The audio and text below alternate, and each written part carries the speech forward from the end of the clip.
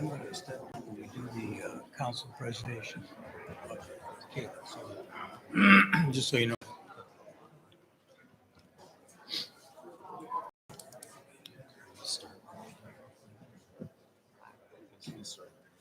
You started.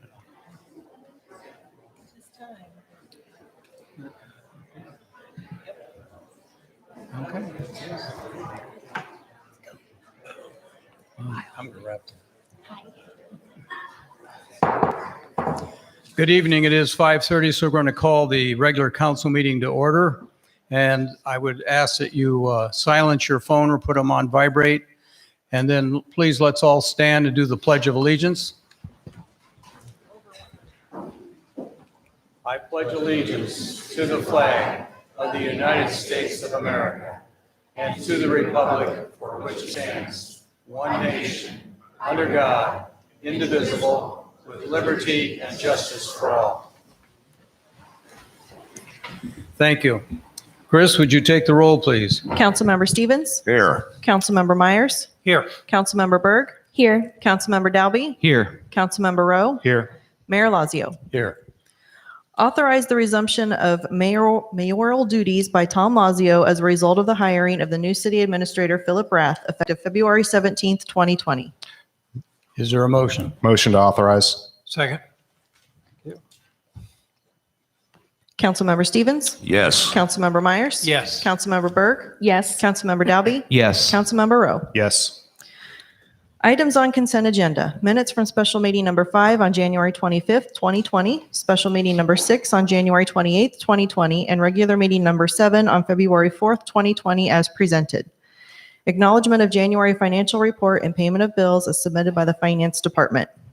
Approved Drug Task Force Burn JAG grant submission via internet and authorize the mayor to sign all related documents. Authorize the purchase of Microsoft Exchange Online Plan 1 subscription license with a quantity of 160 users for a total of $6,526.40 per year. Approve the purchase of a flow meter for Barton's Branch Lift Station from GPM for a total cost of $5,407. Approve participation in the Iowa Department of Transportation's paint program to purchase paint for the Traffic Maintenance Department in the 2019-20 fiscal year with an estimated total of $11,092.40. Resolution number 31, 2020, approving the purchase of a 3/4-ton four-wheel drive extended cab truck for water pollution control facility from Clemens Incorporated of Ottumwa, Iowa, for a total price of $29,846.86 and rescinding resolution number 58, 2019. Beer and/or liquor applications for Hy-Vee Gas number 1 at 1027 North Quincy Avenue, Hy-Vee Gas number 2 at 2457 North Court Street, Bridgeview Center Venue Works at 102 Church Street with outdoor service area, Pallister Brothers Brewing Company at 116 North Market Street, Brenda's Bar and Grill at 618 Church Street. All applications pending final inspections. Is there a motion for the consent agenda? Move the consent agenda as presented. Second. Thank you. Councilmember Stevens? Yes. Councilmember Myers? Yes. Councilmember Berg? Yes. Councilmember Dalby? Yes. Councilmember Rowe? Yes. At this point, item C, before we actually approve tonight's agenda, I'd like to make two suggestions. We have a action to remove an item from the council agenda. And then because of the large crowd tonight, I'd like to move item E to the end of the agenda so that we give adequate time for people who are interested in speaking to the council. So with those two changes, I would ask for a motion to approve tonight's agenda. Yes, Your Honor, I would move to approve the agenda as presented tonight with the removal of item H3. Is there a second? Second. Take roll. Councilmember Stevens? Yes. Councilmember Myers? Yes. Councilmember Berg? Yes. Councilmember Dalby? Yes. Councilmember Rowe? Yes.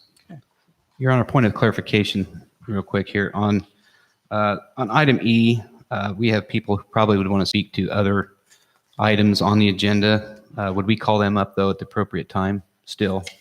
Yes, I think we have one or two. Okay, that's just all I wanted to know. Thank you. Okay, thank you. Okay, at this time, I'm going to step down and work with our finance director to talk about the presentation of the budget. So, Matt, you get to be the mayor pro tem again. Thank you.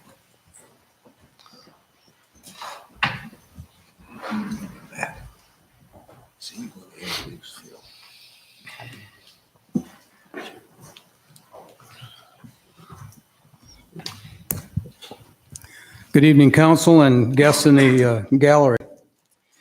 Tonight, we are talking about the presentation of the budget to the city council. The state of Iowa requires the formal adoption of an annual budget from the city. The budget is one of the most important documents that the city prepares as it identifies the services to be provided and the manner in which to finance those services. This budget is developed for the citizens of Ottumwa. It affects all departments and all services of the city. I want to be clear that this council has been very supportive to public safety and has added staff and benefits to keep them in their positions. There haven't been any cuts to public safety, especially the fire department, since about 1987. This budget was developed by the budget team consisting of the finance director, Kayla Mulder, city accountant, Christy McDowell, and myself, along with input from the department heads and supervisors from the various services and departments. The city staff is constantly looking for ways to reduce our tax asking while keeping services intact. Most of the costs of our services are the personnel and benefits that are paid through the general fund. The highest percentage of those costs are the salaries and benefits, and I think they're very generous. There have been comments in the public about mismanagement of city funds. I'm here to tell you, as an interim city administrator, I looked at every line item in the budget, and I see no action that was either inaccurate, mismanaged, or false. We had a clean audit this past year, as we've had for the past 10 years, and there have been no identified problems. The audit is a public document open for inspection. And while, like the Courier said, it does not tell everything about city finances, it is a good indicator of how the city is run. The real issue is that our total property valuation did not rise as much as we had hoped. As a result, the increase in revenue was smaller than expected. The increase in expenses was greater than expected. I think it's interesting to note that Ottumwa has the highest number of homes valued under $50,000 in the state. And that's the problem with our total property valuation on which our revenue is based. See the comparison of other cities. We want to present a balanced budget to the state. And I do have with me the comparison of our sister cities for those of you who are interested. The question comes down to you and to the public. Do you want to keep the same services without cuts, or do you want the council to raise taxes? I constantly hear as mayor, taxes are too high in Ottumwa. The budget attempts to meet the council's goals for the coming year. Any modification of the budget will be fully disclosed to the city council and the public through formal action at public meetings. While this is the best estimate of costs, we are not able to predict when an emergency might occur that will require the expenditure of funds unknown at the time we prepared this budget. I want the public to know that the departments have all contributed to this budget. We asked each department head and supervisors to re-examine their proposals to see if they could increase their revenues as well as limit their askings. We are at a critical stage in the budget life for the city.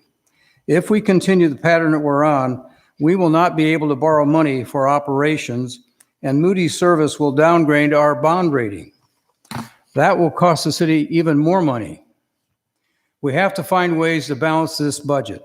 I know it's difficult and there's a lot of emotion attached to it, but we're asking to make the necessary changes that will affect the budget for the future, because we're not just talking about this budget year, we're talking about next year and the following year. I've asked Finance Director Kayla Mulder to go over the budget that we're still working on. I want to be clear, when we met with the media last Thursday morning, we told them the same thing. We have not finalized the budget. We're still in the process of making our best estimates based on the information we have at our hands. The council will share the budget with the media. We will schedule a public hearing, and the council will then vote on the budget on March 17th. It has to be certified to the state by March 31st. So with that, I'd like to invite Kayla to come up and make some comments, and then we'll respond to questions from the council. Thank you, Mayor. Good evening, everyone. On this first slide I'm showing are the city's valuations. As the mayor stated, our valuations did not increase as we had hoped. Between fiscal year 19 and fiscal year 20, they had increased by 16.167 million from a previous year decrease of almost $48 million. This year, they increased by less than $330,000, making our property tax projections actually decrease by almost $10,000 for the fiscal year 21. The second slide here is showing our levy rates since fiscal year 15 and the increase that we have done with our levy rates. Our hope is to reduce levy rates as this is showing, or keep the current rate at the 22.4565 rate. If we do not adjust our expenses for fiscal year 21, our rates would need to be increased to the max rate approved at the last city council meeting of the 23.2028.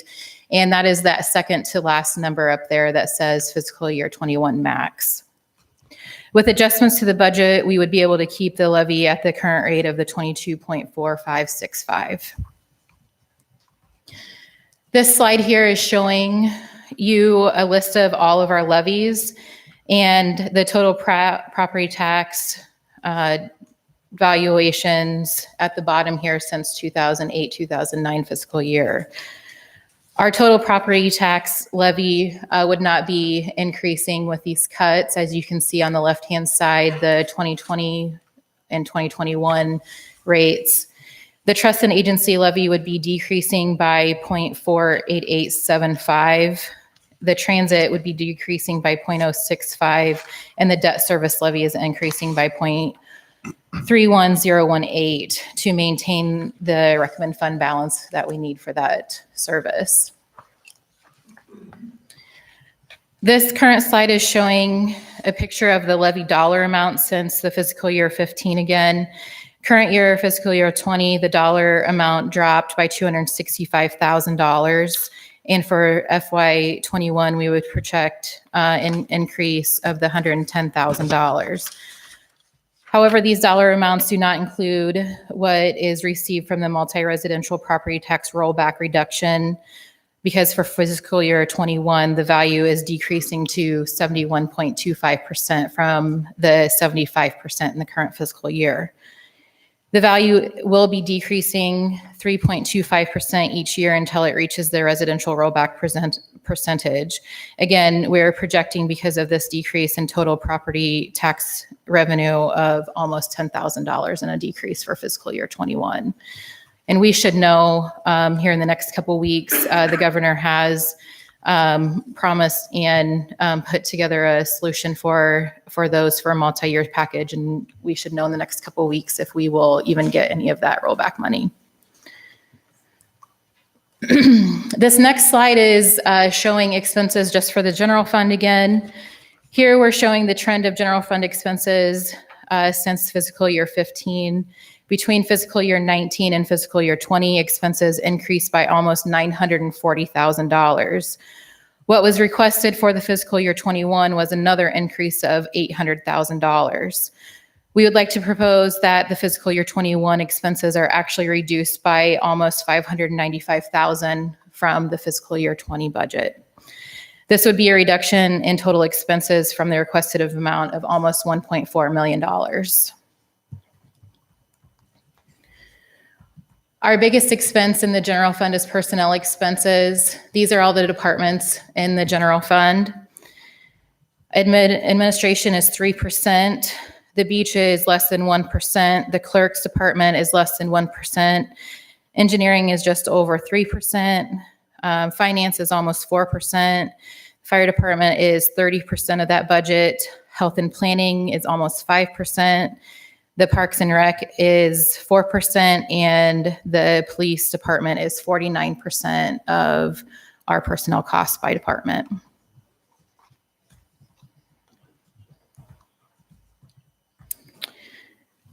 This slide shows the revenues just for the general fund. The decrease from fiscal year 18 to 19 was mostly due to that large drop in valuations from that $48 million that I had talked about in the previous slide. The revenues did increase by about $600,000 for our current year. However, $200,000 of that increase was from back earnings from Ottumwa Water and Hydro that we will not see in the next fiscal year budget.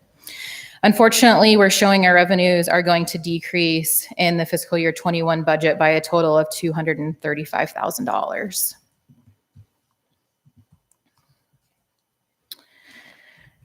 This is simply showing our net expenditures of our general fund, expenses minus incoming revenues, and how they are broken out. The other in this pie chart includes engineering, health and planning, parks and rec, administration, the clerk's office, and finance. The police department is 54% total net expenditures of the general fund. The fire is 32% of total net expenditures of the general fund, and all the other departments are less than 14%.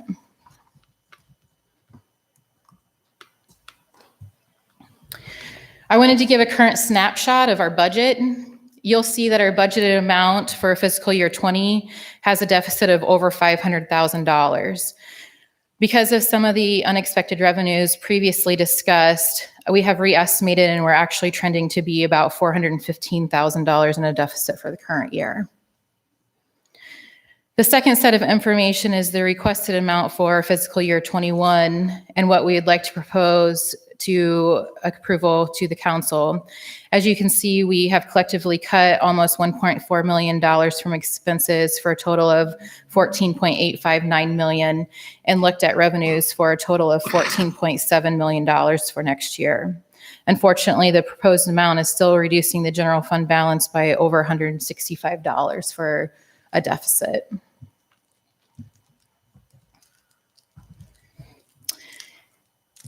Here we're showing that our coverage ratio is decreasing.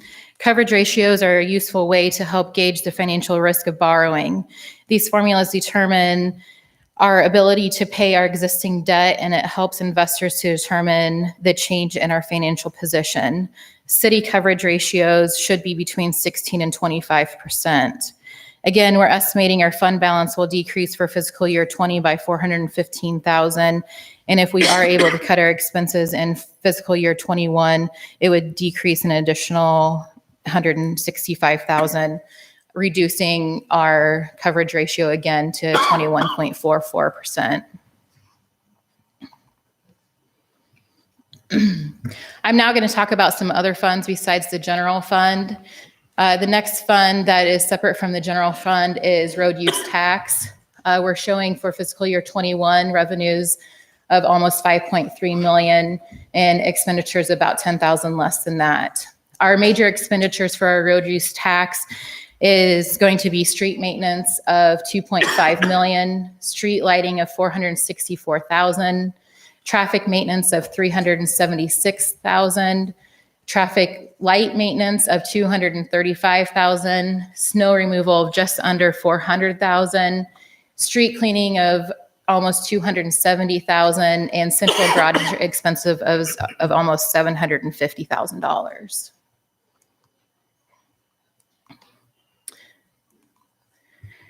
The next is employee benefits. Our revenues for next year's prediction is $5.737 million, expenditures $5.508 million.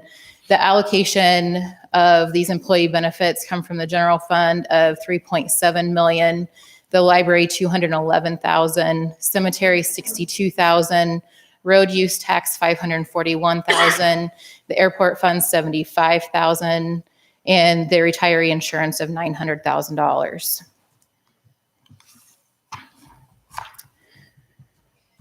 The emergency tax fund is currently set at 0.21. All of the $132,000 revenue generated from this tax is transferred into the general fund. Local option sales tax fund, the LOST fund, revenues is $3.206 million, expenditures $1.486 million. Major expenditures for this fund is going to be the general fund property tax relief of about $320,000, road use tax projects of about $900,000, and our sewer debt service of $267,000. The proposed CSO project that we will be completing is projected will potentially change the lost fund. We would be taking on new debt and refinancing the Lagoon Pump Station debt to lower interest rates. TIF fund revenues estimated at $606,000, expenditures $587,000. The city is capturing $16 million in an increment valuation for the TIF funds.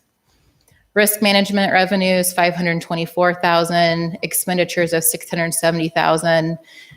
This fund balance will be reduced some. These funds pay for nearly all of the insurance premiums for the city. The airport fund revenues are estimated at $858,000, expenditures at $886,000. The airport is operated and managed out of this fund. The library fund revenues are predicted at $764,000, expenditures $821,000. The library is operated and managed out of this fund. The cemetery fund revenues, $328,500, expenditures $344,000. The cemetery is operated and managed out of this fund. We have already cut a part-time position out of this fund, and they are at and going to be at a negative cash balance during this current fiscal year. So we do and probably will be making a change in this current fiscal year for that out of the general fund. Hazmat fund revenues are $221,000, expenditures are $217,000, and we have just added 3 counties to this group. The SERG is funded by a group of 11 counties now.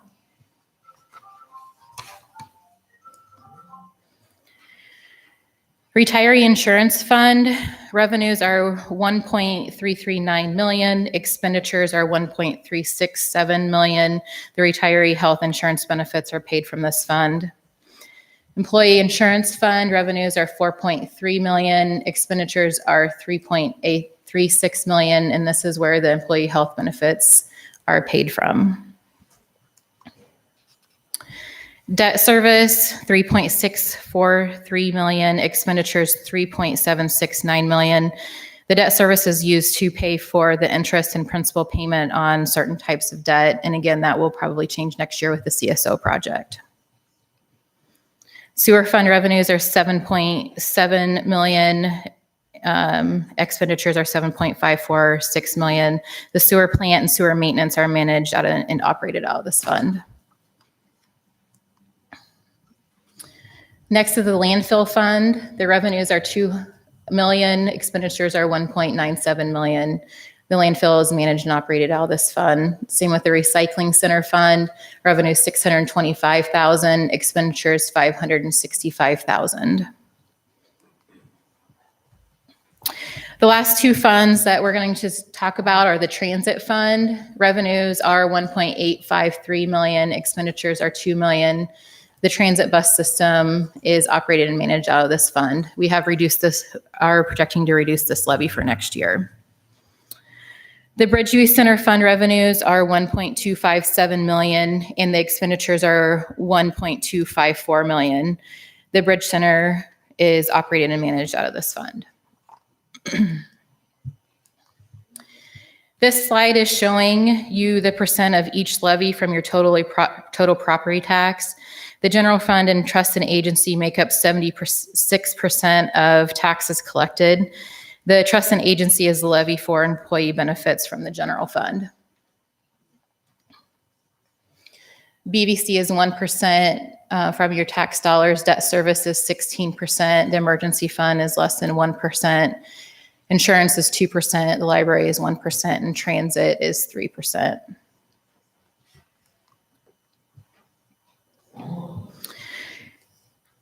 This graph shows our citizens what they pay with their taxes. This is based on city property tax amount with a $100,000 valuation.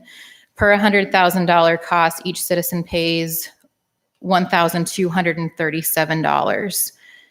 This amount should be down from $41 from the current year.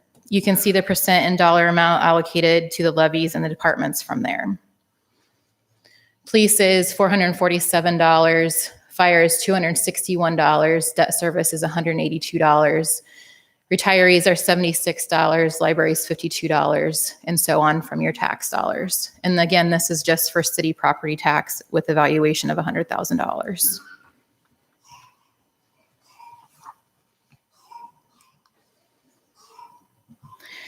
As the mayor had mentioned earlier, some comparisons from our sister cities, I put in some of those slides.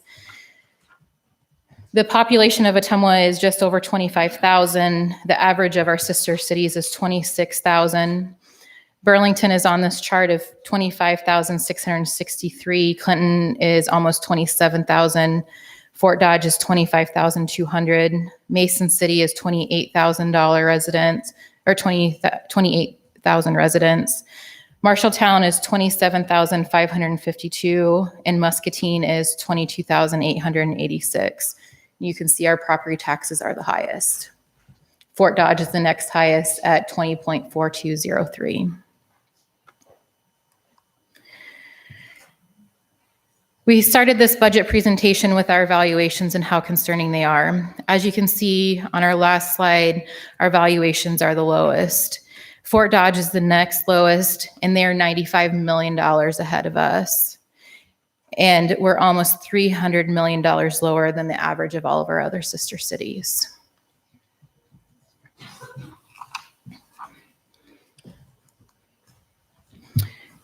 Thank you for your time tonight. I think a statement that needs to be made for the general public is that, as you saw, we have a very healthy balance in some of our other funds, but because of state law, we cannot commingle those funds. So we cannot use the sewer fund, for example, for other than just sewer repair and sewer maintenance. We can't use road use tax to pay for general fund requirements. So while we have been it's been told that we have plenty of money, we don't. And every one of those funds is prescribed by state mandate as to what we can do and how we can use it. So again, we're limited to making sure that our general fund is healthy. And as I said in my comments, we will be reviewed by Moody's this year. And my concern is that we'll be downgraded.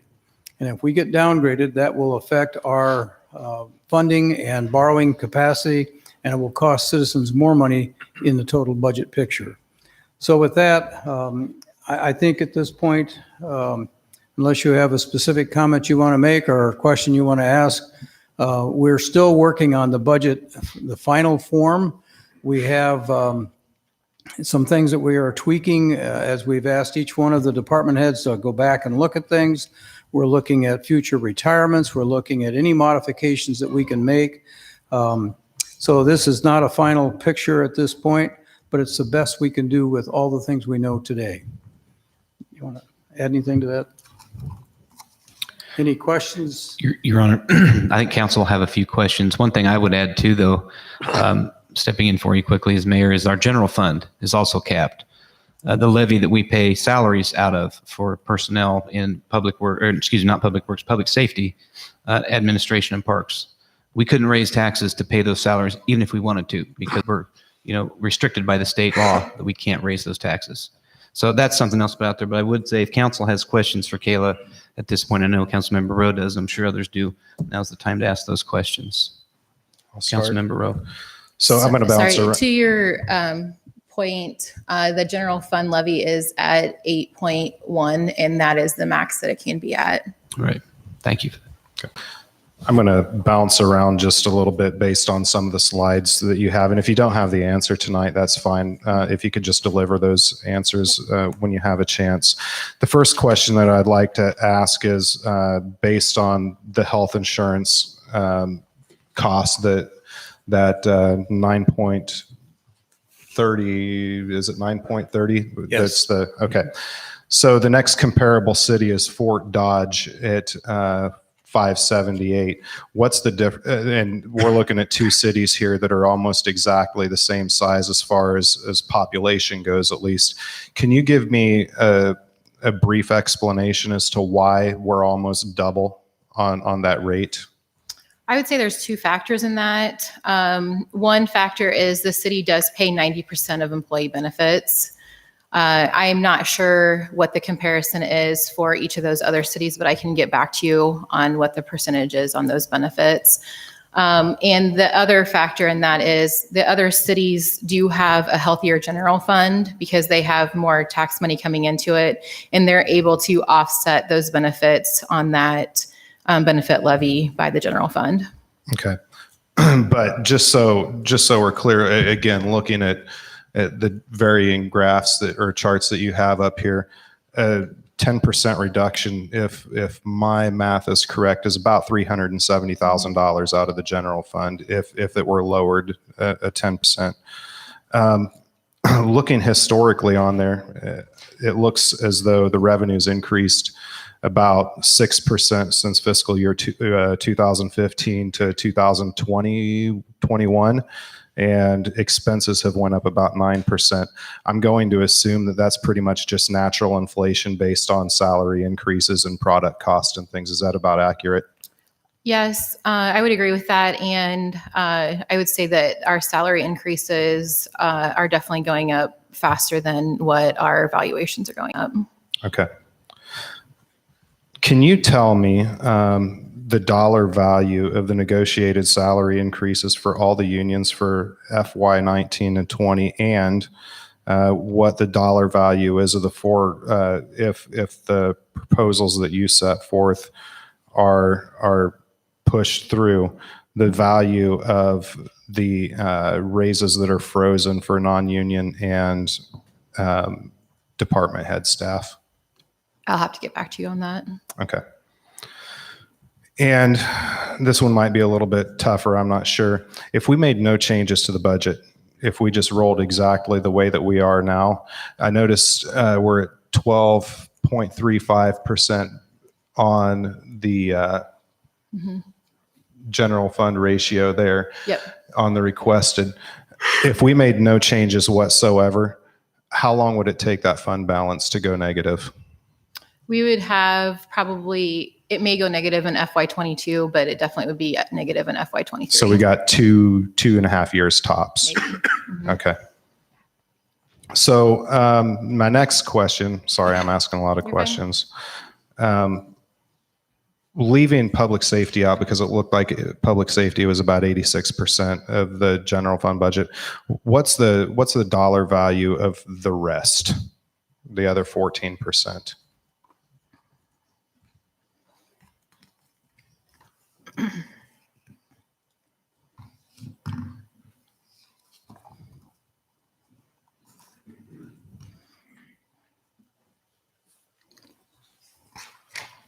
I might have that.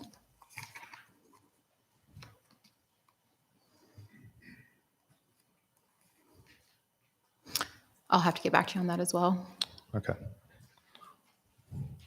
And lastly, I'm not sure who needs to answer this one. In looking at the police department and fire department negotiated contracts that have been signed in the last couple of years, maybe the chiefs can answer this question. Can each of you tell me what the minimum staffing levels that the unions agreed upon?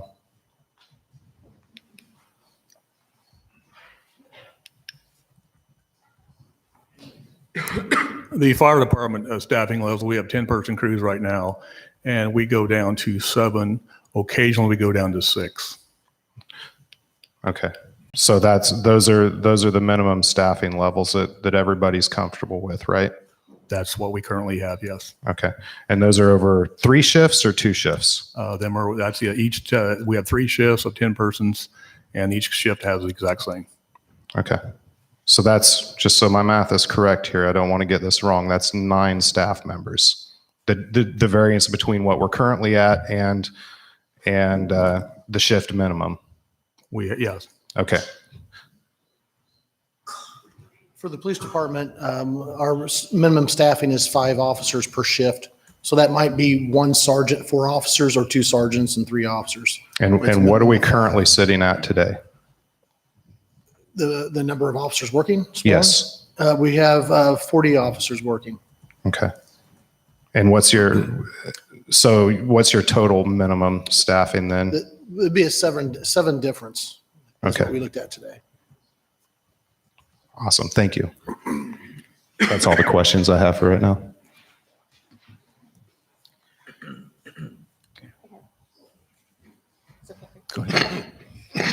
Kayla, I wanted to clarify the multi-residential property tax rollback because I think that's a confusing thing for a lot of community members. So that was a state designated or state mandated legislative decision to roll back the amount of tax essentially that the cities collect from those multi-residential or commercial properties. And so you said it was a 3.25% decrease. How much is that dollar-wise per year that we're seeing reduced from that? I think it's about 120,000, but I can look into that and get back to you. So we've seen, so this is the fourth year. So we've seen essentially a total of $480,000 now from where we started 4 years ago Probably because of around that, from that tax. So that makes a big difference on Yes. what we're seeing. I know other cities of our size are facing the same issues because of that multi-residential property tax rollback.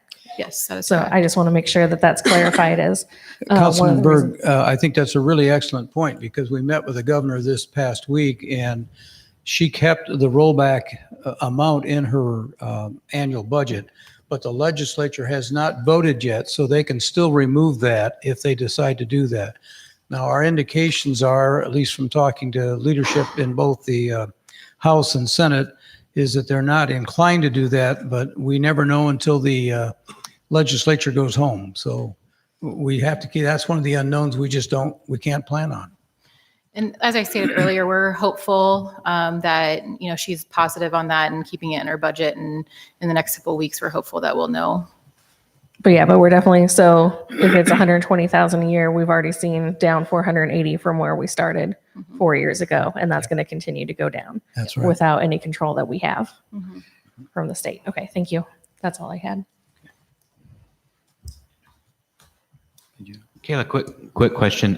You stated, and I think I missed it, it's in the budget book too, our levy in the front here. You said our levy is going to remain the same in this proposed budget. It should not go up and should not increase. Correct. If we do cut the expenses down to the 14.859 million, we should be able to, we will keep the levy at the current 22.4565. If we approve this proposed budget, the levy will Yes. stay the same, taxes will not go up. That is Okay. correct. Thank you. That's all I have. So we will continue to massage the budget and work with it and give you more information in the next 2 weeks because, excuse me, as I said, we have to publish a proposed budget and then we will have to have a public hearing on it and then we have to certify it and get that done by our last council meeting in March because it has to be certified by the state by 31st of March. So, If I may, excuse me, I should have commented earlier, but, listening to this and all the materials we've had to read and really appreciate you getting it as things develop so that we can read the materials. But it still comes down to we're spending more than we're taking in. And I've had people for years now, you've got to quit raising our taxes. So until we see the growth in population and homes being built that raise those valuations, then we're doing everything we possibly can to not raise taxes and yet provide the best we can. But that being said, when we're spending more than we're taking in, then we have to look at some cuts. So that's all. okay. Okay, thank you, Kayla, and we appreciate the hard work you and Christy and all the department heads have done to get us to this point. I'd like to move right into item F and continue, and then we'll come back to E later on. Consideration of a state and community highway safety grant application to the Governor's Traffic Safety Bureau. Recommendation: approve the grant submission and authorize the mayor and chief of police to sign the application and contract upon receipt. Is there a motion? Move the recommendations presented. Second. Thank you. Good evening, Chief. You have the floor. Good evening, Mayor and Council. The Police Department has partnered with the Governor's Traffic Safety Bureau since 1988 to enhance our traffic safety efforts. Previous grants have been used to purchase traffic safety-related equipment and to pay overtime wages for special traffic enforcement activities. This partnership has helped us to combat both personal injury and alcohol-related crashes. We have been invited to submit an application for a one-year grant. This proposal requests $12,000 in grant funding to be used for overtime wages and an additional $13,500 for equipment. That would be 3 in-car video cameras. The grant will pay 100% of the overtime wages and 100% of the equipment. None of this comes out of the general fund. Any questions for the chief? Okay, hearing none, take the roll. Councilmember Stevens? Yes. Councilmember Myers? Yes. Councilmember Berg? Yes. Councilmember Dalby? Yes. Councilmember Rowe? Yes. Thank you. Thank you, chief. Approval of collective bargaining agreement by and between the City of Ottumwa, Iowa and the Teamsters Local 238 representing transit employees commencing July 1, 2020 and continuing through June 30th, 2024, and authorizing the mayor to sign the agreement. Recommendation: approve the collective bargaining agreement by the parties effective July 1, 2020 through June 30th, 2024, and authorize the mayor to sign the agreement. Is there a motion? Move the recommendation as presented. Is there a second? Second. Thank you, Mark. Joni, you have the floor.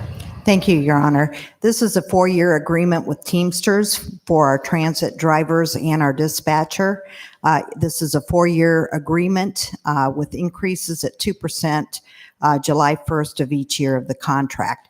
There are no other changes in the collective bargaining agreement because federal law usurps the ability of the state to make those changes that we saw in the police, fire, and other public works, library, and muni contracts. So their contract was left intact, but it is a 4-year contract, 2% each year of the contract.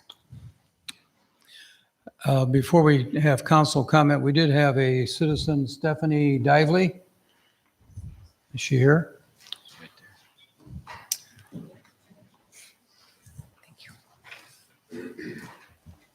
Good evening. Restate your name, please, for the record. Stephanie Dively. Okay, good. I am here on behalf of 1015 Transit. We are asking you to reconsider the F2. Even though you did pass it, I'm asking you to reconsider and table it on the agenda until the council has a meeting with 1015 Transit and the Iowa Department of Transportation in regards to the removal of the city transit tax levy and agreement for transfer of services. Stephanie, I'm going to interrupt you a minute because I think the issue on the floor is the contract, the collective bargaining contract. I'm not aware that this is relevant to that as a subject matter. If you want to make a comment later when we have open comments, that would be appropriate then. Well, I'm saying that the approval of this item will signify the current negotiations are of no interest to the city of Ottumwa. However, if you table it, this will allow necessary time to answer all remaining questions. The Iowa DOT is looking for a few proposed times and dates for an in-person meeting in the next few weeks. Well, let me make a couple of comments for the general public because this is very confusing. We did get a letter, all the council got a letter on Friday afternoon late. Monday was a holiday. I just shared that letter with our new city administrator this morning. We are going to call and talk with DOT, state DOT, but this is really the contract for the current employees at the Ottumwa Transit, and they need to have some reassurance that their contract is being approved. And it does not change anything else that we would do later on. It simply tells them that they have a contract starting July 1, if that's the council's decision. So I would instruct the council to, the motion on the floor is to deal with this contract, collective bargaining contract for transit employees, and then we can certainly take up your discussion about the transit operation at a later point, either at this meeting or a future meeting. Are you okay with that? I mean, Yes. I'm at your discretion, whatever you want me to do. Yeah, I'm okay. Okay, so thank you for your effort tonight. We will certainly be in touch with Mr. Allison and give him our response. And we'll set up a meeting with the Iowa DOT and get this clarified. Okay, yep, just let Jay know he's already been in touch with the DOT. Okay, very good, Thanks. thank you. Okay, so council, you have a motion on the floor to approve the collective bargaining agreement for the transit employees that would be effective July 1. Motion's made and seconded. Are there any other questions from you? Hearing none? Okay, take the roll. Councilmember Stevens? Yes. Councilmember Myers? Yes. Councilmember Berg? Yes. Councilmember Dalby? Yes. Councilmember Rowe? Yes. Thank you. This is the time, place, and date set for a public hearing on the proposition to authorize a loan agreement and the issuance of not to exceed 19 million general obligation refunding capital loan notes of the City of Ottumwa, State of Iowa for essential corporate purposes. This is a public hearing, so Kayla, are you going to take this first? Thank you. Thank you, Mayor and Council. The statement is for both resolution numbers 28-2020 and 34-2020. A public hearing is required by law prior to the issuance of GO debt. This is a combination of new money, about $15.1 million for the Division 1 Sewer CSO project, and about $3.9 million currently refunding of the city's December 30th, 2013 and April 1st, 2012 GO capital loan notes. Prior bond average interest rates were from 3.2% up to 4%. Compared to the new rates of around 2%, it would be favorable for the city to do at this time. Okay. Any questions? Well, this is a public hearing, so if there's anyone in the audience that wants to address this particular item on the issuance of general obligation bonding and refinancing of past loans, please step up to the microphone. Okay. All right. Seeing none, then I'd entertain a motion to close the public hearing. So moved. Second. Thank you. Councilmember Stevens? Yes. Councilmember Myers? Yes. Councilmember Berg? Yes. Councilmember Dalby? Yes. Councilmember Rowe? Yes. Resolution number 28-2020, institute proceedings to take additional action for the issuance of not to exceed 19 million general obligation and refunding capital loan notes of the City of Ottumwa, State of Iowa for essential corporate purposes. Recommendation, pass and adopt resolution number 28-2020. Is there a motion? Move the recommendation as presented, Your Honor. Second. Thank you. Okay, take the roll, please. Councilmember Stevens? Yes. Councilmember Myers? Yes. Councilmember Berg? Yes. Councilmember Dalby? Yes. Councilmember Rowe? Yes. Thank you. Resolution number 34-2020, approving distribution of preliminary official statement, general obligation and refunding capital loan notes, Series 2020. Recommendation, pass and adopt resolution number 34-2020. Is there a motion? Move the recommendation as presented. Second. Any questions for Kayla or legal Joni? Hearing none. Okay, take the roll. Councilmember Stevens? Yes. Councilmember Myers? Yes. Councilmember Berg? Yes. Councilmember Dalby? Yes. Councilmember Rowe? Yes. This is the time, place, and date set for a public hearing approving the plans, specifications, form of contract, and estimated cost for the Milner Street reconstruction project.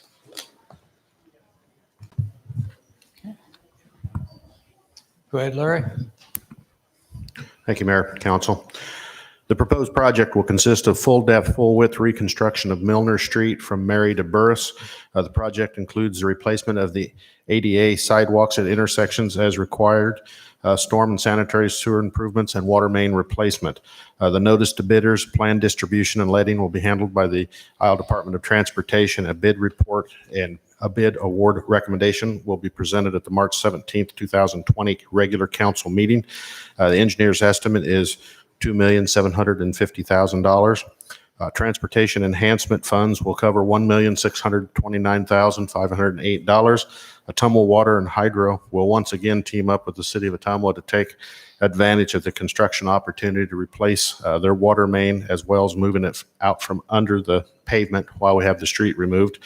Ottumwa Waterworks will reimburse the city for all the water main related items installed during the construction at an estimated cost of $689,341. This leaves a local contribution of $431,151 to be funded from the expanded street repair program. Okay, this is also a public hearing, so if there's anyone in the audience that wants to address the Milner Street reconstruction project, now's the time to step to the mic. Okay, seeing none, I'd entertain a motion to close the public hearing. So moved. Second. Councilmember Stevens? Yes. Councilmember Myers? Yes. Councilmember Berg? Yes. Councilmember Dalby? Yes. Councilmember Rowe? Yes. Resolution number 29, 2020, approving the plan, specifications, form of contract, and estimated cost for the Milner Street reconstruction project. Recommendation pass and adopt resolution number 29, 2020. Is there a motion? Move the recommendation as presented, Your Honor. Second. Thank you, Skip. Any questions for Larry? I Any would like to comments? add that we have this plan for a 2-year construction season. This corridor is almost 4,000 feet long. And then we will start our public meetings as far as with the residents and look at access points. Okay. Any other questions or comments? Hearing none, take the roll. Councilmember Stevens? Yes. Councilmember Myers? Yes. Councilmember Berg? Yes. Councilmember Dalby? Yes. Councilmember Rowe? Yes. This is the time, place, and date set for a public hearing approving the plan, specifications, form of contract, and estimated cost for the CSO Phase 8 Lakes Branch Division 1 project. Okay, Larry, you have the floor again. Phase 8 Division 1 is the first of 4 planned divisions. Phase 8 will install a 36-inch sanitary trunk line from the Elm Street pump station north to Main Street, then west along Main Street to Birch Street, and then north on Birch Street to Plum Street.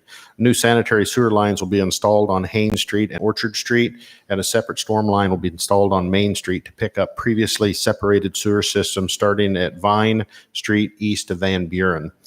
Major street reconstruction includes the full-width, full-depth PC reconstruction of Main Street. Then again, that'll be from Vine Street to Van Buren, Haynes Street from Iowa Avenue to Cherry, Birch Street from Main to Plum. Work will include a new 8-foot sidewalk along Main Street. Water mains will be installed while the PCC surface is removed and increased for size for additional flow to the industrial park area.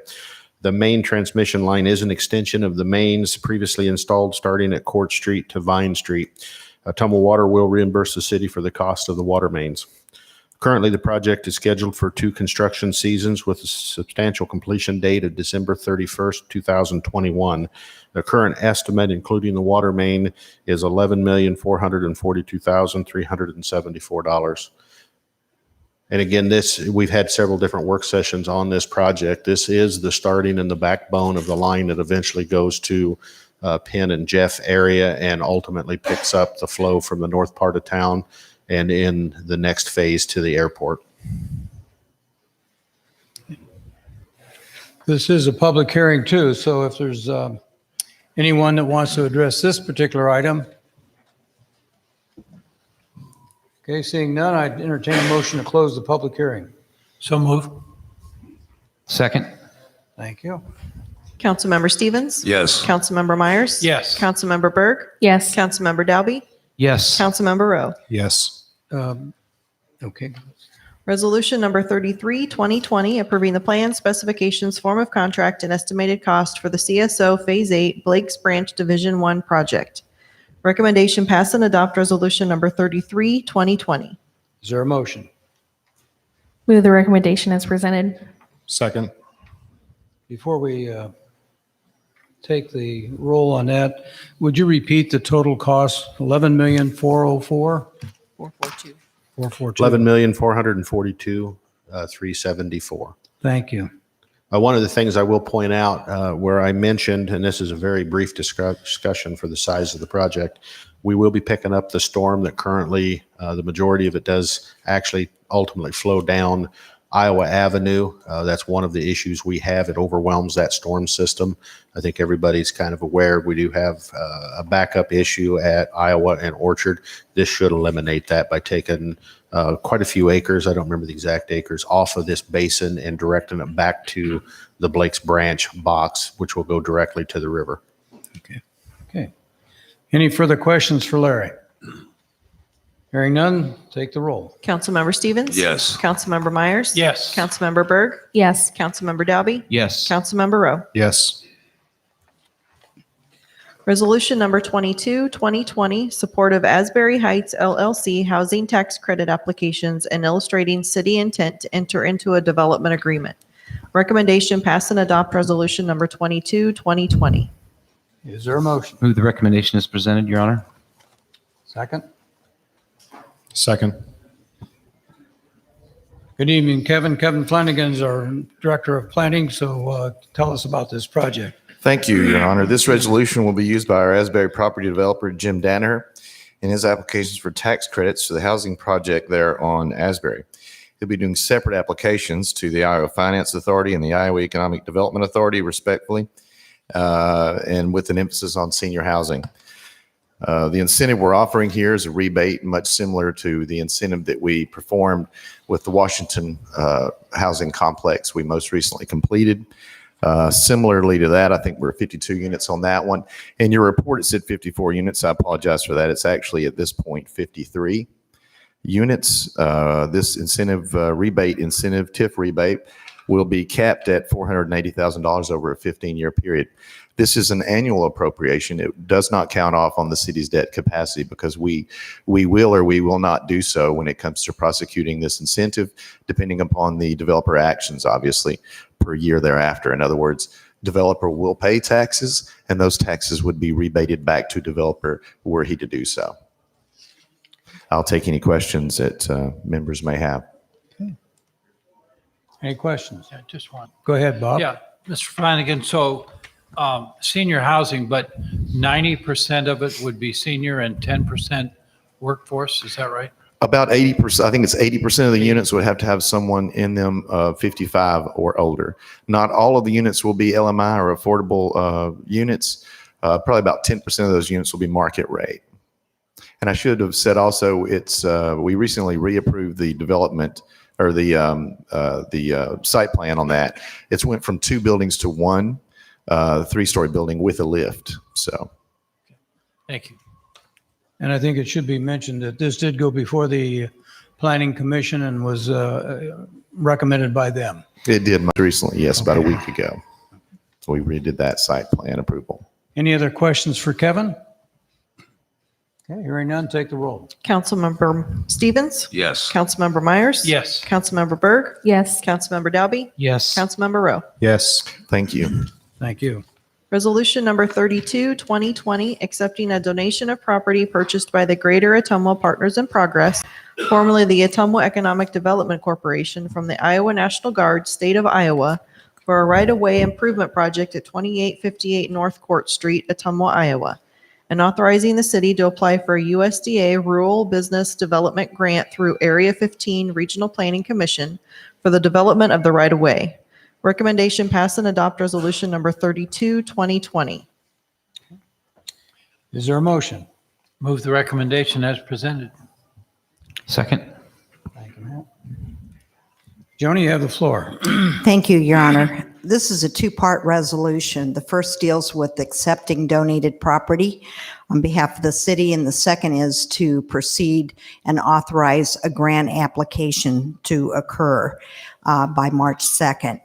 The former Ottumwa Economic Development Corporation, now under the leadership of the Greater Ottumwa Partners in Progress, GOPIP, has been negotiating the purchase of approximately 0.034 acres of real estate at the corner of North Court Road and Fox Sauk Street, known as 2858 North Court in Ottumwa.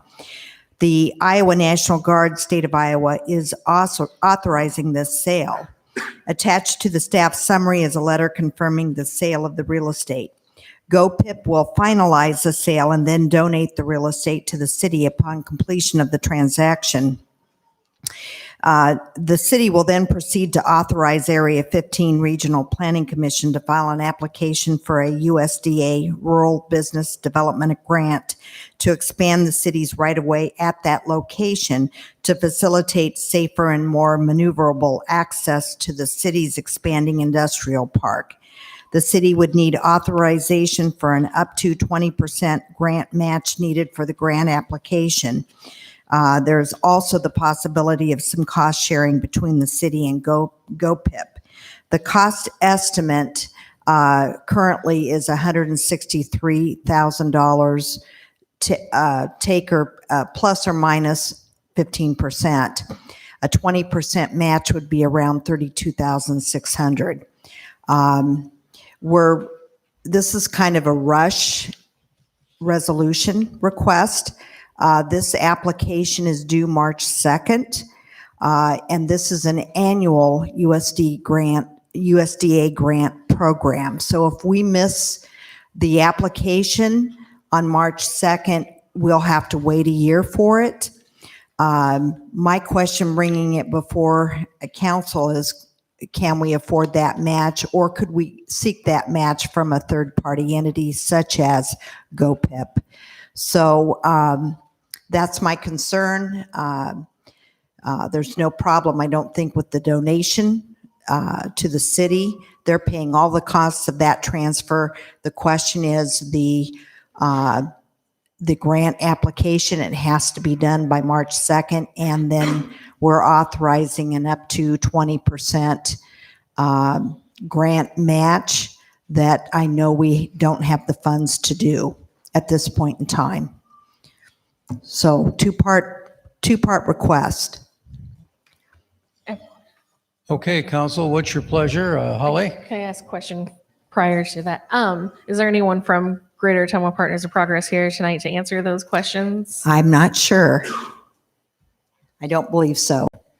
So, would it be possible to approve with the amendment that we approve it if the cash match is available from a third party?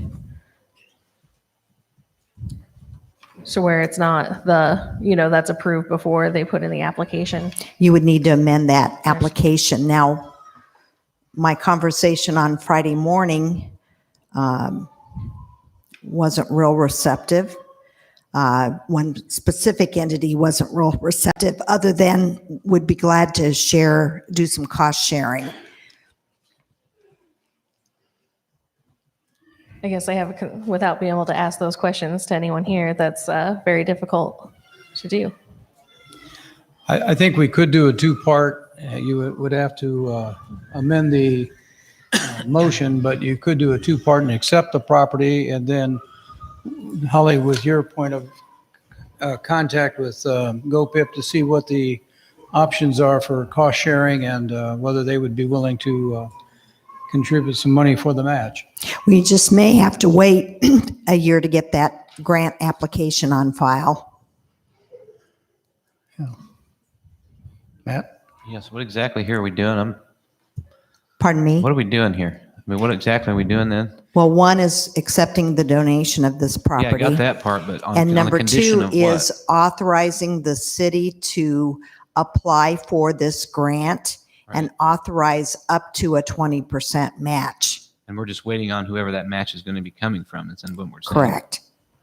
And if we don't authorize that tonight, we're probably going to be waiting a year on Okay. this that just USDA grant seems application. acceptable. I was just confused on what, we're all looking at each other with, we know what we're doing.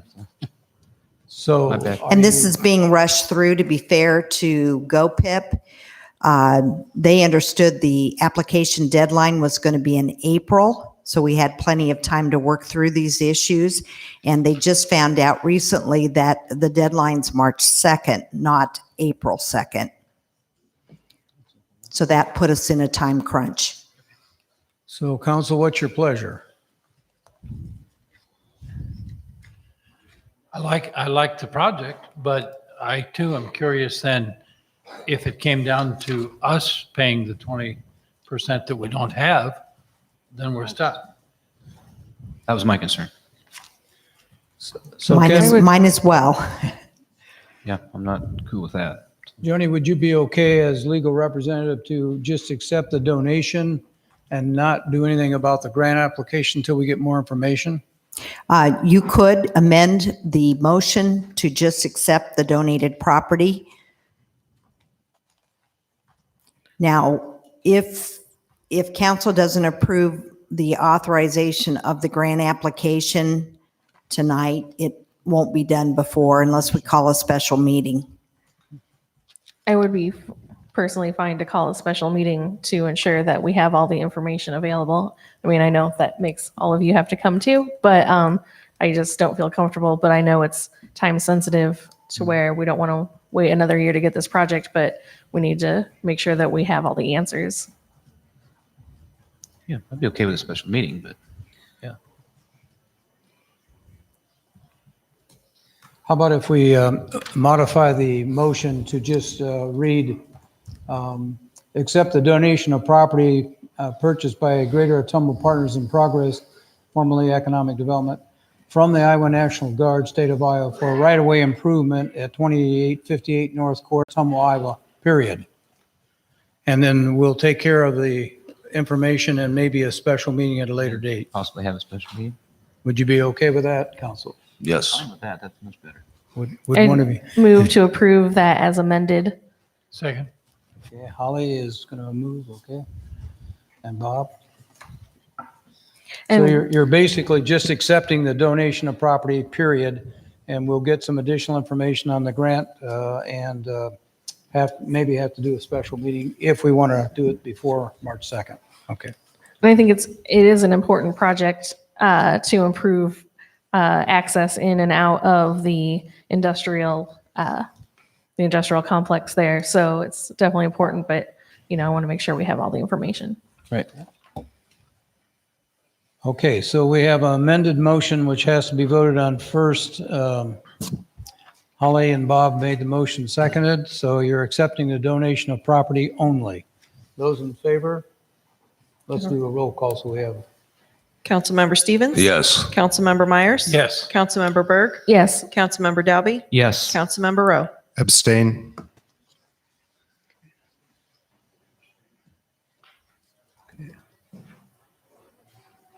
Okay, thank you. All right. At this point, we're through with the parts of the agenda. I would like to take the prerogative of the chair again to formally welcome Mr. Philip Rath, our city administrator. Phil's been sitting very quietly at the end of the bench, and it's a second day on the job, and we find him to be very engaging and very open. So if citizens have a concern, feel free to give Phil a call or stop in and get to know him. He will be actively involved in the community, and we're looking forward to having him on board. Now, let's go back to item E. And we have, I think, Jennifer Keith. Is she in the audience? If she would step up to the microphone, she wanted to talk about budget cuts. And we're going to give everybody 3 minutes, so you know that up front. Okay? Go ahead, Jennifer. Thank you, Council and Mayor. I come to you tonight to share a couple different perspectives regarding the budget proposals and the possibility of personnel cuts with the Ottumwa Fire Department. The first perspective I'd like to share comes from my friends, Ottumwa citizens Jim and Cherie Langland. They wrote a letter that they asked me to share. It reads, "We wish to share our thoughts regarding the budget cuts potentially affecting our Ottumwa Fire Department. Our family experienced firsthand the impact of a house fire in April of 2007. What we experienced was immediate response to a situation quickly becoming out of control. We witnessed the Ottumwa Fire Department taking action by heroically running into our home we had so quickly exited. The facts we learned after the fire only magnified our extreme respect. We learned the smoke was so thick they could not see their hands in front of their faces. We learned one fireman had to step out of the house to vomit from the work conditions of smoke and fire. We learned they saved the entire house from a complete loss by breaking windows on the top floor. We became aware of the dangerous conditions, knowing later the entire staircase was gone. What was most terrifying and important to know was learning the rate a fire grows and engulfs a structure. Once a house fire begins, it picks up speed and intensity at an upward rate. Our home required 6 months of rebuilding from the damage this fire created. If the Ottumwa Fire Department had not arrived as quickly as they did with the training they so clearly possessed, our situation would have been a complete loss. If our fire department is compromised, this will directly affect the safety of all families in this community. The other perspective I'd like to share is my own. My husband has been on the fire department for 18 years, and we've been to these city council meetings before where talks of personnel cuts have been a subject of conversation. I just want to share that this is not all about jobs to me. It's also about the safety of the community and the safety of every firefighter on our department. I'd also like to point out that even with 10-man crews, overtime hours are still sometimes required to bring a crew up to minimum staffing requirements. Just last weekend, my husband worked 12 hours of overtime so that the crew on duty could be kept to 6 men. Thank you. Thank you. Mr. Rod Stevens?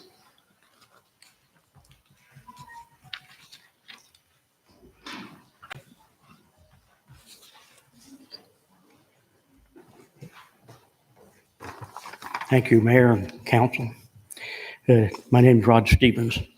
The Ottumwa citizens depend on the service of our police officers and our firefighters to our community.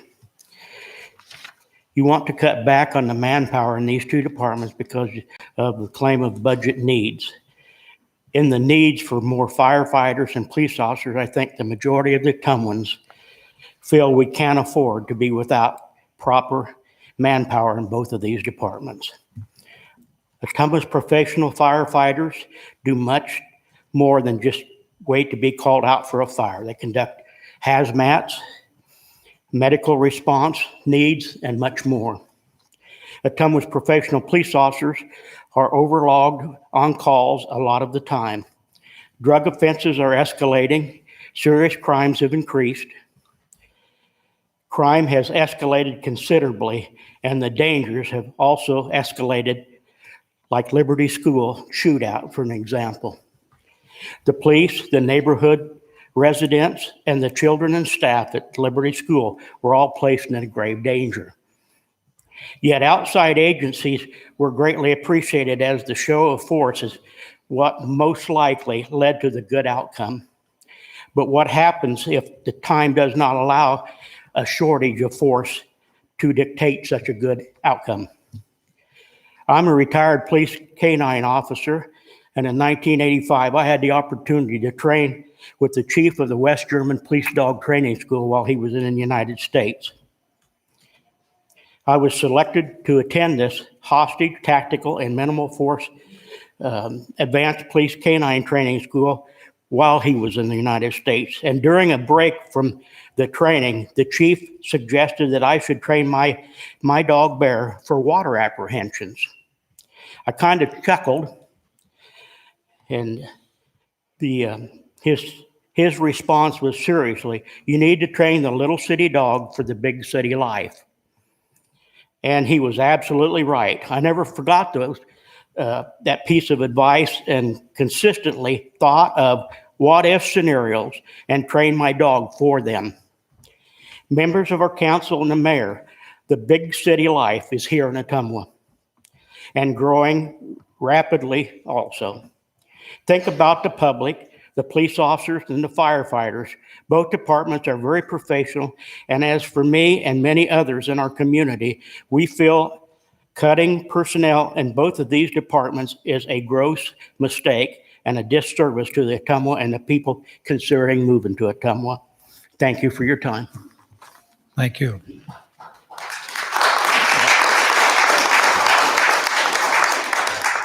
Rodney Long?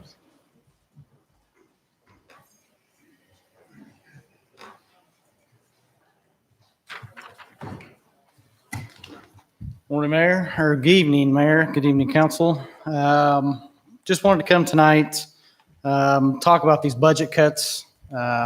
We've heard about these for about a year now.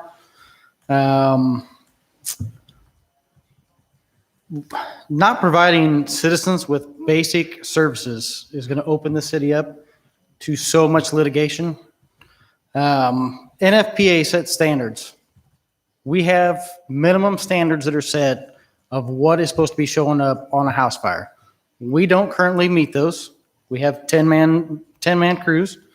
NFPA sets those at 14. We're not even close to that. I heard somebody bring up there's been no cuts since 1987. We just went through this in 2015 and 2016 due to attrition and a retirement that we chose to not fill 3 budgeted positions for an entire year, hoping to save some money. We came to you and we presented everything that we could get, showing you that this was a horrible idea, horrible decision for the city to take on. We're here again, going through the same thing 4 years later to try and save money. We had a study done through the IFF. It shows that our general fund, this is from the city of Ottumwa. Our general fund is sitting at 26.5%. I keep hearing anything from 16 to 25%. So if the numbers are different here, I'd like to find out where everybody gets different numbers from. We also have a service that we've taken on to give these citizens.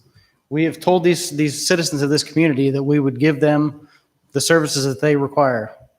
You taking gas away is not doing anything for these citizens. We already have high property taxes. We all know that. Bob, you talk about more houses, more taxes. Who's going to build more houses here? When's the last time we had a new house built inside the city limits of Ottumwa? We only had 2 last year. Two last year. Okay. So more houses, more taxes, less public safety. Businesses aren't going to come here. People are not going to build houses. It's plain and simple. If you guys want to bring money into the community, you guys got to start looking at things different than public safety. I don't know why we're the first ones to always be looked at. We have come up with some suggestions to look into. Nothing has been done. I'm asking you as the union president, I have 29 other individuals to worry about at our department. Think about those people, think about their families, think about the citizens that have elected you all to be here, to represent them. So just take some time and think about them and what's at stake here. Thank you, Rodney.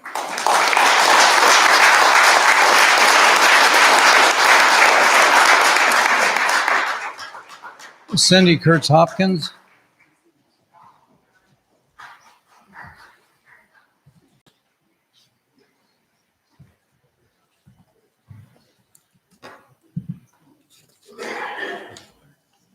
My name is Cindy Kurtz Hopkins, and I'm here to tell you a very personal story about my husband and myself. A couple years ago, he had a heart attack. Within 3 minutes and 50 seconds, the fire department was there. They started CPR on William, and then the paramedics came, so God bless them. Then the police were there to help. If it wasn't for these people, William would not be alive. William's in the hallway now. He can't speak. I can speak. I have no problem with that. I speak up, which we know, but not to be funny. This is so important because if they had been out another call, I would not have my husband today. We've been married 33 years, and what's life worth? Laying off somebody? No, not a bit. William's worth more than that. And so I ask you to reconsider this because, you know, they did a lot. I thank them, but they were there 3 minutes, 50 seconds. And the doctors in Iowa City said, if it gone 35 seconds more, William would not be here today. So please reconsider. Thank you.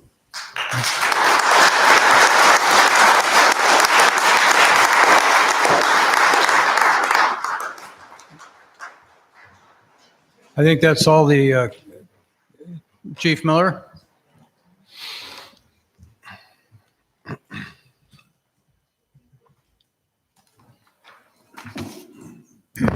I just want to bring a few things up that we haven't talked about yet.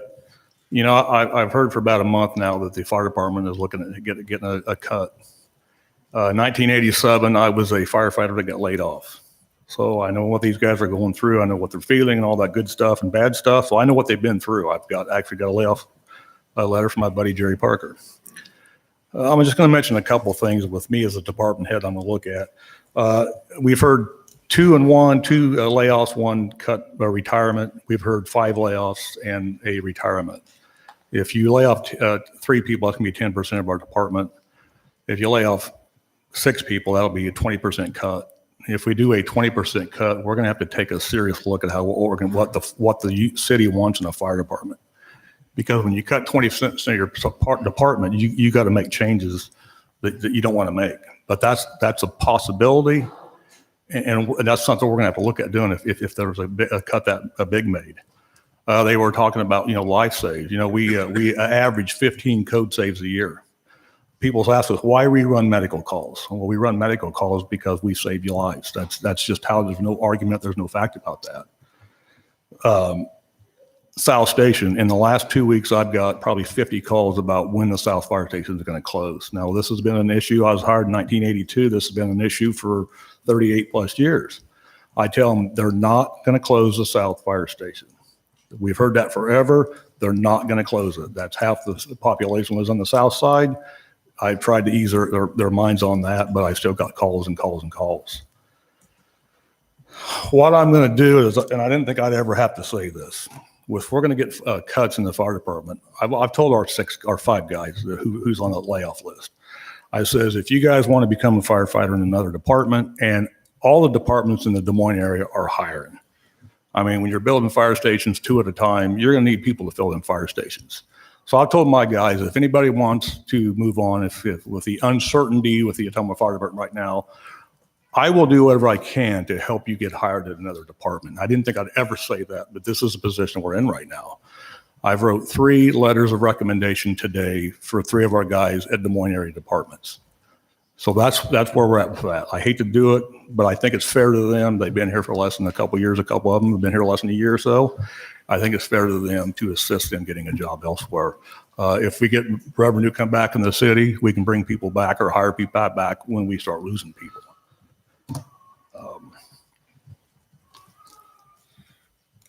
With reduction in the fire department as a department head, I'm not happy with it. The fire guys aren't happy with it. But as council members, I know you guys aren't happy with it either, having to make these decisions. These decisions are tough cuts, and they mean a lot to everybody. So in closing, if we lose personnel, we're going to be a career professional fire department, and we have that emergency call and the fire and the EMS call and the hazmat call. We're going to respond. If we do it with less people, it's going to be more danger for our guys. We know that, and that's why I say we might have to change how we do business. There's a reason that Canadian Pacific brought some hazmat stuff to us a couple years ago, because there's a reason that July 1st of 2020, we're adding 2 counties for our hazmat team because they know the services we provide. So we'll see how that goes. So I think cuts are coming, but it's in my position. I got to help my guys find jobs elsewhere. Hopefully the uncertainty will go away soon, and we'll know exactly where we're at with this. And city administrator, all these meetings, I guarantee you, all these meetings will not be like this and have all these people here. We'd love to have all the people here. I think that's one of the issues. We need to educate the general public to what we're doing and why we're doing it, because and I'll say this as an elected official, we ask for input during our negotiation session. So if you have some information, and I think, Rod, you mentioned that, we'd love to see it. We'd love to see it, because the information we have are from our audit presentation, from our finance department. There is nothing that is secret or has not been looked at. We're as transparent as we can be. So if you have some ideas of what we can do differently without breaking state law, we'll take a look at it.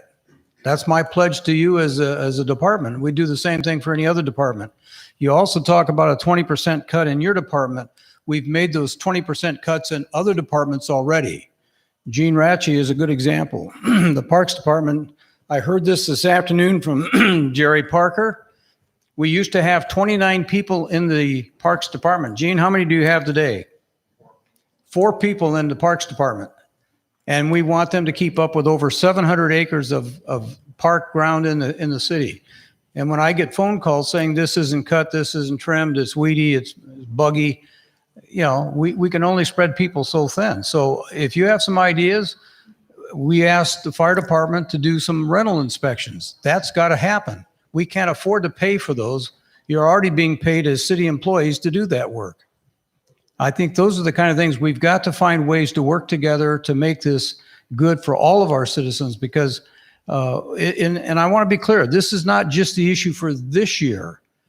As we make projections, and you saw the budget figures, next year it's going to be worse unless we see some tremendous growth in revenue, because we've already promised you guys a 3.25 increase, and that compounds. That doesn't stay the same. So we have to build that into next year's budget. And if we're short this year, we're going to be shorter next year. So I think we've got to sit down and have some real heart-to-heart talk with union and with any of your leadership, and we're willing to do that. I think, if I can put you on the spot, Councilman Dalby made a great suggestion at one of the negotiation sessions. We wanted to increase the starting salary. That was not received well by the fire department. That's an issue that we've got to talk about. I mean, you know, when they say they're the lowest paid, they're not the lowest paid in the city. That's a fact. We can show you the payroll records. So I just feel strongly that we have done, and we had people come in on weekends, Saturdays and Sundays and holidays to work on the budget to get it as finely tuned as we can get, and we're still not happy with it. So, you know, when they say we're mismanaging, I resent that. Our staff have worked overtime to do what we can do, and we're pushing them as hard as we can, but we can't stretch the dollar anymore. And I don't know what else to tell you. I guess, Council, if you have any other comments, or if I'm out of line, please tell me. I just think this is a critical juncture for our city in budgeting, not just for these departments, for all departments. We can't cut any more people. You know, our city clerk was in this weekend working, and I know that because I was here with her. But I'm telling you, we can't make people put in the overtime that they're putting in and not being paid for it. Somebody, I think, Mark, you asked a question. One of the questions that we looked at was the non-union people are not getting a raise this year, not getting a single penny. That's around $50,000 right there that we're saving. So we've done everything we could do that is legal within our union contracts, and I think that's something we've got to look at again. We just, having the opportunity to be in the administrative position for a few months, I looked at everything that was previously just sacred cows, and I'm telling you, there are no sacred cows anymore. So we're open to your ideas. If you've got some, we're willing, and we offered to come and talk to the fire department directly, and that has not been responded to. So we want to do that. If you can look at some numbers and say, hey, there's something wrong here, tell us that. We'll certainly evaluate it. So enough ranting at this point. Well, I'm going to repeat it one more time. If we have a 20% cut to the fire department, that's going to be a financial savings, a big, huge financial savings to the city. Huge.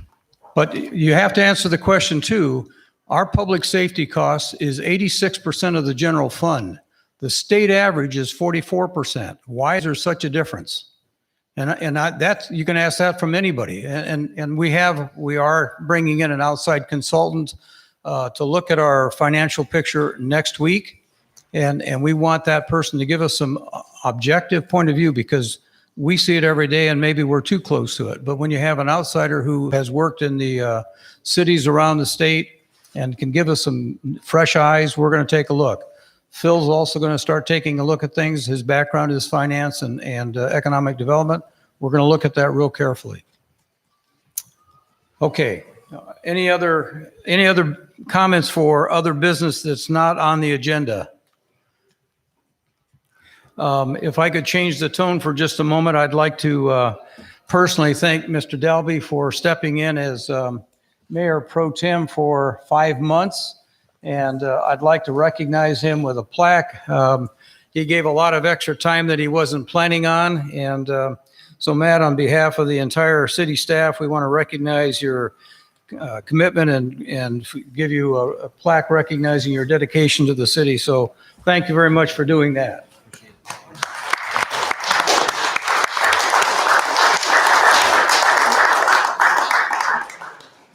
Lastly, I did. Mayor, I had heard from a citizen who was going to be here tonight to talk about something not on the agenda. I just wanted to make sure, I can't see him because there's a lot of people. I just wanted to make sure that he wasn't here for something else. So he had said he was hoping to be here, so I just wanted to make sure we didn't miss him, but maybe he's not here. Oh, second call. Anybody that? Yeah, sorry. Yeah. I just wanted to make sure that was clear in case they didn't hear it correctly. Mayor Lazio, I would like to thank Matt and yourself for stepping in for the 4 months. You both went well beyond, above and beyond, and thank you very, very much. Sure. Thank you. As I did mention earlier when I think a young lady from 1015 was talking, we did receive a letter. I did make copies for the council. We just got that Friday afternoon about 4 o'clock.